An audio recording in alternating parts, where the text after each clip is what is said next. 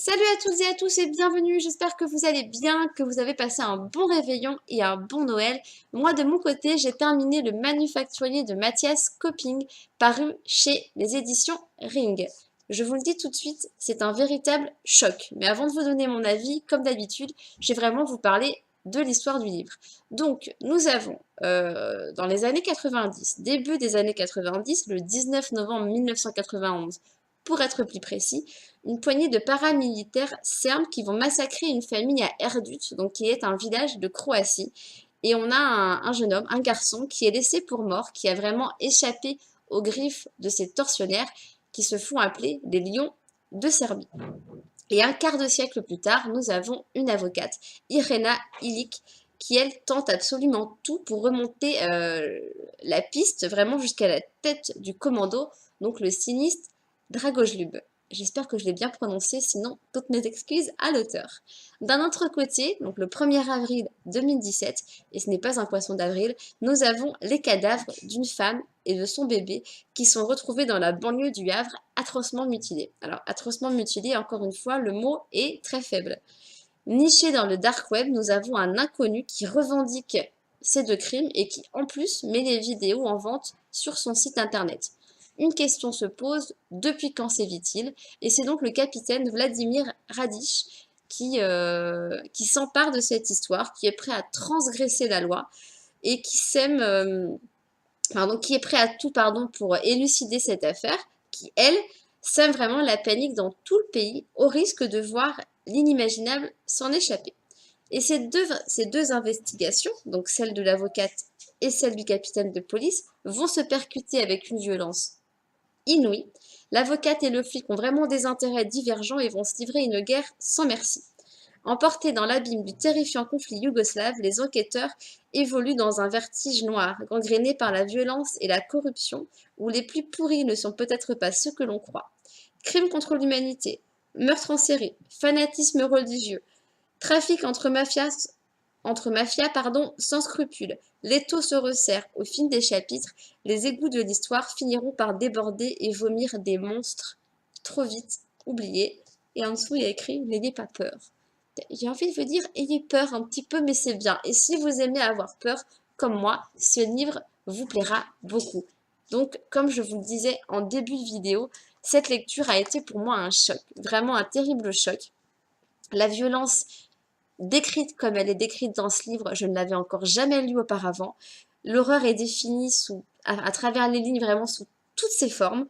Euh, on a l'atrocité de tout ce que l'homme est capable de pouvoir faire.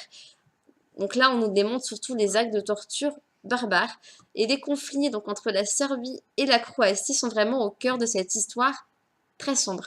J'ai beaucoup aimé qu'on nous parle de ce conflit entre la Serbie et la Croatie, puisque je pense que ça n'a pas été assez étudié à l'école. C'est ce que disait Séverine dans sa chaîne quand elle a fait son retour sur son livre. Et je la rejoins parce que moi, j'ai pas le souvenir d'avoir étudié ça. Après. Alors par contre, par moments, j'avais l'impression que le rythme de l'histoire retombait, mais c'était toujours après des scènes très très dures. Donc heureusement que ce rythme retombe et que l'auteur ne nous a pas offert que de la violence et toujours de la violence. Je n'ai eu que très peu de fois l'occasion de découvrir par contre des personnages, mais aussi détestables. Vraiment, vous les détestez. Il n'y a pas d'autre mot, on ne peut pas les aimer. Et vous aurez compris de qui je parle quand vous lirez ce livre. Et donc, vous l'avez compris aussi, ce livre n'est vraiment pas à mettre entre les mains de tout le monde. Il est vraiment très très dur à la lecture. Il faut aimer le roman noir, le gore, l'horrifique pour se lancer dans ce livre. Là, vous serez servi, il est vraiment top. Et l'auteur a vraiment ce talent dans sa plume. Alors des fois, je vous dis, c'est tellement bien décrit que j'avais l'impression que tout se déroulait sous mes yeux. Ben là, en fait, la scène, elle est tellement bien décrite et on me donne tellement tous les détails. Par exemple, puisqu'on en parle dans la quatrième de couve, cette femme et son bébé qui sont retrouvés atrocement mutilés, mais cette scène, on nous la décrit, on nous en parle. Et du coup, il a décrit tellement bien que c'est une scène que pour rien au monde, on a envie d'imaginer, parce que c'est vraiment atroce, ça retourne les tripes.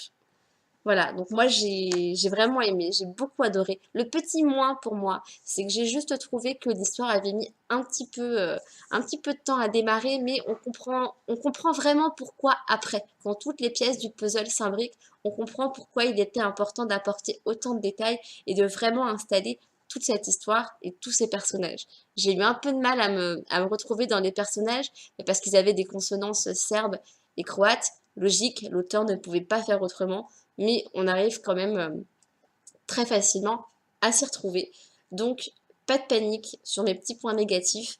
Moi, pour moi, j'ai un avis vraiment très très positif sur ce livre et c'est un livre que je n'oublierai pas, je pense. Du coup, le Papa Noël, parce que j'ai été sage, m'a apporté des démoniaques. Donc, je vais attendre un petit peu pour le lire parce que j'ai besoin de faire une pause en horrifique, mais j'y retournerai et bien sûr, je vous en reparlerai. Voilà, c'était donc mon avis sur le manufacturier de Mathias Copping. N'hésitez pas à me laisser un petit message sous la vidéo si vous l'avez lu. N'hésitez pas à liker ma vidéo avec le petit pouce vers le haut si elle vous a plu et à vous abonner à ma chaîne si le cœur vous en dit. Vous pouvez également partager ma vidéo autour de vous et moi je reviendrai très vite pour vous parler du tout nouveau livre de Nico Taklian qui sort là dans les jours à venir. En attendant, je vous souhaite une très belle fin d'année si je ne reviens pas avant le 31 décembre pour vous parler. Je vous fais des bisous et je vous souhaite de bonnes lectures. Ciao!